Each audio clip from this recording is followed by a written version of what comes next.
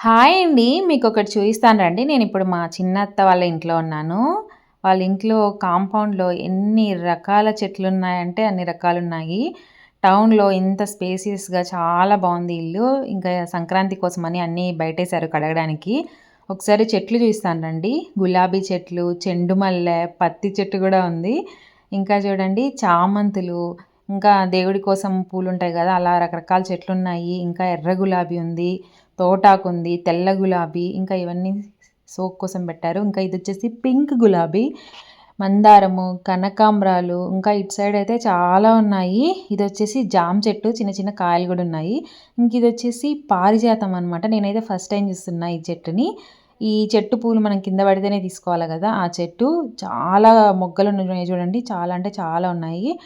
ఇంకా లోపల ఇంకా చాలా రకాల చెట్లున్నాయి. మల్లె చెట్లు, దొండకాయ చెట్లు, మల్లె చెట్లు భలే ఉన్నాయి.